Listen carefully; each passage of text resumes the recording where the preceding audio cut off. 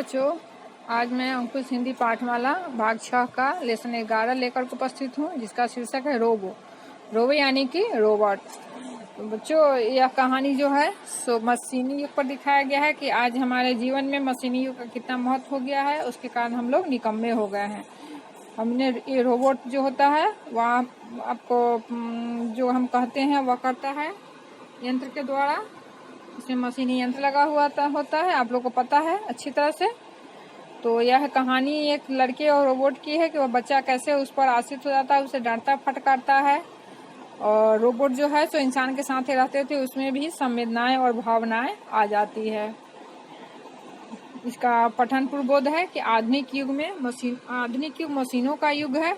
साथ ही साथ यह शहरीकरण का भी युग है। नगरों में रहने वाले लोग अपनी व्यस्त दिनचर्या से परेशान होकर तनाव भरा जीवन जीने के लिए विवश हैं। नगरों में लोग अपने दैनिक कार्यों से निपटने के लिए तरह तरह की मशीनों का सहारा लेते हैं। फिर भी क्या वे सुखी एवं शांतिपूर्ण जीवन व्यतीत कर पाते हैं? इस विषय पर गंभीरता से विचार करने की आवश्यकता है। चलिए ये कहानी देखते हैं। रोबो कहाँ चला गया? अरे ओ रोबो, सोमी अपने नौकर पर चीख रहा है। वैसे सोमी का नाम है सोमेश, लेकिन प्यार से सभी उसे सोमी कहते हैं। यह एक सोमी नाम का लड़का है, सोमेश नाम का। वह नौकर पर यानी अपने रोबोट पर चीख रहा है, उसको बुला रहा है। रोबो सोमी के नौकर का नाम है। रोबो यानी रोबोट, सचमुच का रोबोट। लोहे का बना है पर है एकदम आदमी जैसा। आदमी की तरह चलता है, आदमी की तरह सुनता है और आदमी की तरह सारे काम करता है। आदमी की तरह समझता और बोलता भी है। बच्चों, आप लोगों ने कभी रोबोट देखा होगा?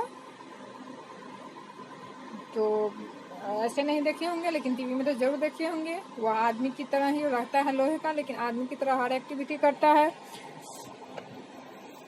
सोमी अपने पिता का इकलौता लड़का है। पिछले साल उसकी माँ का स्वर्गवास हो गया था। पिता पेशे से डॉक्टर हैं। उनके पास तो सोमी से बात करने का भी समय नहीं होता। फिर भी घर का काम काज कौन करे?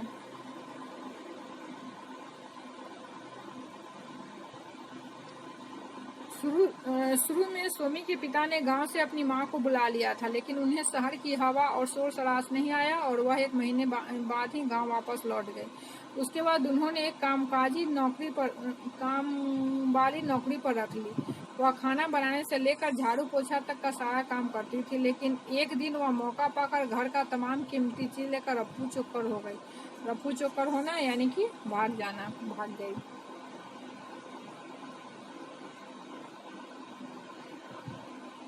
सोमी के पिता के सामने फिर वही समस्या आई कि घर का कामकाज कौन करे। संयोग से उसी दिन उन्हें पता चला कि किसी कंपनी ने रोबोट के ऐसे मॉडल बनाए हैं जो घर का काम करते हैं। फिर क्या था, वे भी एक रोबोट नौकर खरीद लाए। रोबोट का साइज लगभग 5 फुट का था। स्प्रिंग से चलने वाले उसके हाथ पैर और देखने के लिए आंखों में लगे हुए बड़े बड़े लेंस। उसकी पीठ में एक बैटरी लगती थी जिससे उसे ऊर्जा मिलती थी। 6 महीने में एक बार बैटरी चार्ज करा लो तो फिर सारी चिंताएं खत्म। न कर्मचारी का रोना और न ही घर के सामान लेकर गायब होने का सिरदर्द। यानी कि जो काम करने वाले होते हैं वह सामान लेकर फरार हो जाते हैं। तो वही रोबोट रखने से क्या है कि काम का भी टेंशन नहीं है। वह सारा काम करेगा। एक बार जिसे कह दीजिएगा वह अपने प्रोग्राम में सेट करके वह काम करता है और न ही घर के सामान का चोरी होने का डर है। निश्चिंत हो गया। रोबोट को देखकर सोमी बहुत खुश था। देखने में वह एकदम खिलौना लगता था। सोमी ने सोचा कि अब वह उससे अपने सारे काम करवाएगा और अपने दोस्तों को दिखाकर उसको अपना रोब गांठेगा। लेकिन रोबोट का नाम क्या रखा जाए? पापा ने इसकी जिम्मेदारी सोमी पर ही छोड़ दी। वह काफी देर तक सोचता रहा और बहुत सोच विचार के बाद उसने उसका नाम रोबो ही रख दिया। रोबो कितना प्यारा नाम था, उसने सोचा। इस प्रकार रोबोट का नामकरण हो गया और उसे इसी नाम से बुलाया जाने लगा। रोबो कोई आदमी तो था नहीं जो उसे अपना नाम याद न रखने में समस्या पड़ती। वह तो था मशीन। जो चीज उसने एक बार अपने मशीन दिमाग में डाल ली वह हमेशा के लिए जम गई वहां पर। सचमुच रोबो बहुत समझदार निकला। वह घर के सारे काम बहुत होशियारी से करता, समय पर चाय, समय पर नाश्ता और समय पर खाना। घर की घड़ियां भले लेट हो जाए पर वह कभी सेकंड भी इधर उधर नहीं होता।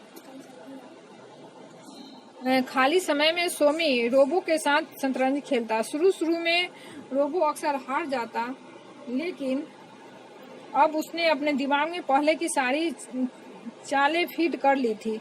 अब तो वह सोमी को भी मात दे देता था, यानी हरा देता था। बेचारा सोमी जब हार जाता तो रोबो पर झूठ मूठ के आरोप लगाने लगता। कभी कभी तो वह उसे मार भी बैठता, लेकिन इससे रोबो का तो कुछ नुकसान नहीं होता, उल्टा सोमी को ही चोट लगती और छटपटाता। क्यों बच्चों? क्योंकि रोबोट तो लोहे का था। लोहे में हाथ मारोगे, टकराओगे तो चोट किसे लगेगी? तुम्हें ही लगेगी।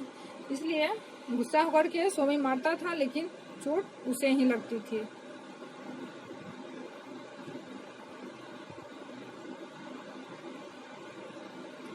खाली समय और नुकसान होता, मतलब सोमी को चोट लगते थे और पछताता। और आज जब 2-3 आवाजें देने के बाद भी रोबो नहीं आया तो सोमी का पारा 7वें आसमान पर, यह भी एक मुहावरा है, यानी बहुत वह गुस्सा आ गया, बहुत क्रोधित हो गया, जा पहुंचा। वह इस बार और जोर से चिल्लाया, तुम्हें सुनाई नहीं पा रहा रोबो के बच्चे? लेकिन चौथी बार सोमी को चिल्लाना नहीं पड़ा, क्योंकि रोबो कमरे में दाखिल हो चुका था। उसे देखते ही सोमी का चेहरा लाल पीला हो उठा। उसने बिना सोचे समझे रोबो के गाल पर एक तमाचा जड़ दिया। फटाक की आवाज हुई और उल्टा सोमी को ही अपना हाथ पकड़कर बैठ गया। सोमी ही अपना हाथ पकड़ बैठ गया। उसके हाथों में जोर की चोट लगी थी। वह शांत होकर एक कोने में बैठ गया। बोला, तुम्हें सुना नहीं पड़ा? मैं कितनी देर से बुला रहा था। गैस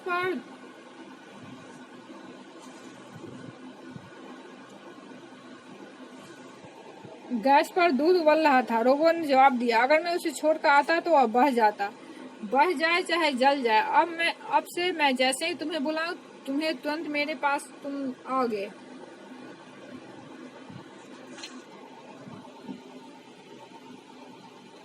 रोबो कुछ नहीं बोला। आखिर वह ठहरा नौकर, और नौकर का काम तो मालिक की आज्ञा का पालन करना होता है।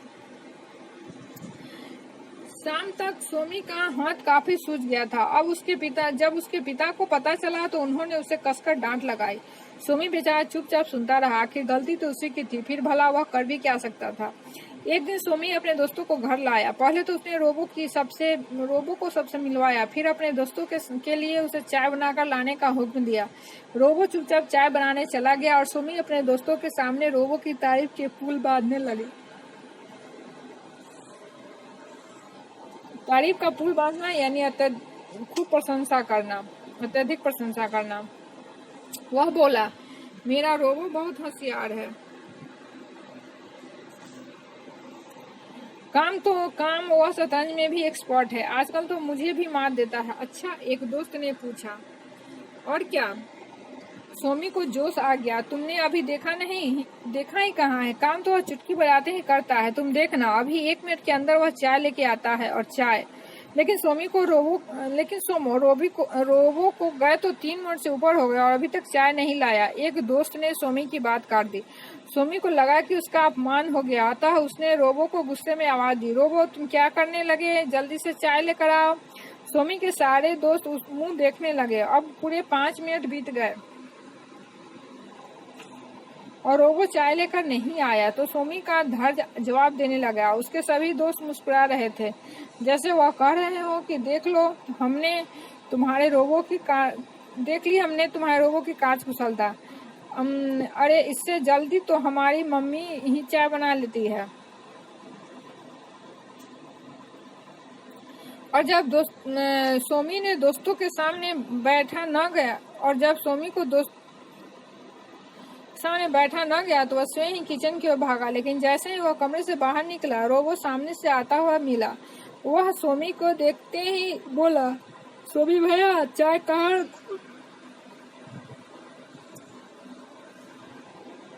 मेरे सिर पर, सोमी ने बिना सोचे समझे गुस्से में कह दिया।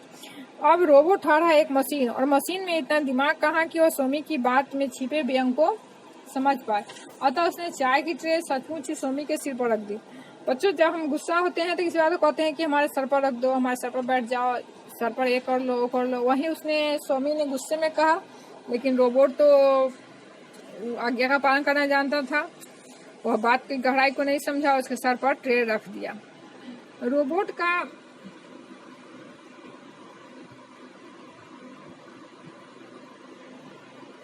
का साइज लगभग 5 फुट था। स्प्रिंग से चलने वाला उसके हाथ पैर और देखने के लिए आंख में लगे हुए बड़े बड़े लेंस थे।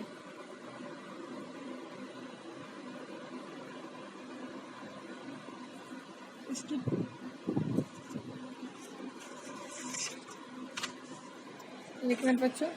उसने चाय की ट्रे सचमुच सोमी के सिर पर रख दी और जैसे ही चाय की ट्रे का संतुलन बिगड़ा, गर्मा गर्म चाय सोमी के सिर पर पलट गई। उसका चेहरा बुरी तरह से झुलस गया और चीखने चिल्लाने लगा। तब तो उसके दोस्त भी दौड़े। सोमी की हालत देखकर वे एकदम से हड़बड़ा गए और उसके पिता को फोन करके सारी बातें बता दी। अस्पताल छोड़कर सोमी के पापा जल्दी ही घर की ओर भागे। सबसे पहले उन्होंने सोमी के जले हुए हिस्से पर मरहम लगाया और फिर जलने का कारण पूछा। अब भला सोमी सच्ची बात कैसे बता देता? इससे तो एक तो उसके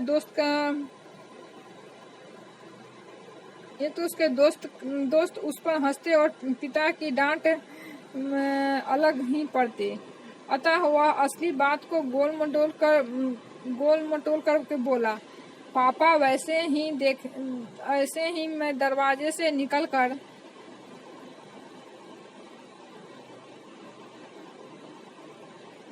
किचन की तरफ चला तो सामने से आ रहे रोबोट से टकरा गया और फिर वो पापा बोले, देखकर काम किया करो बेटे, मैंने तुमसे कितनी बार कहा है कि। लेकिन सोमी ने पापा की तरफ ध्यान नहीं दिया। वह तो रोबो की ओर निहार रहा था और रोबो एकदम हैरान परेशान। उसे समझ में नहीं आया कि सोमी ने आखिर झूठ क्यों बोला।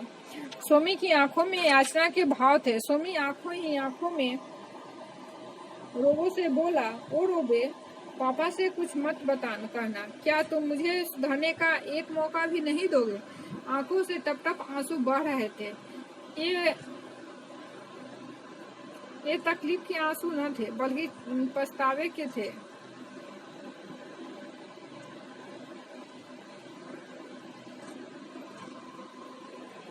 पछतावे के आंसू थे। रोबोट ठाढ़ा मशीन, लेकिन इसके बावजूद सोमी की भावनाएं उसे कहीं अंदर तक छू गई। वह मन ही मन हल्के से मुस्कुराया और किचन की तरफ चला गया।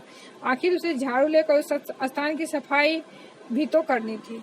बच्चों, यहाँ जब उसने पापा से झूठ बोल दिया कि वो तो मारा था, उसने कहा था सर पर ट्रे रख दो, इसलिए उसने रख दिया था, लेकिन यहाँ उसने झूठ बोला।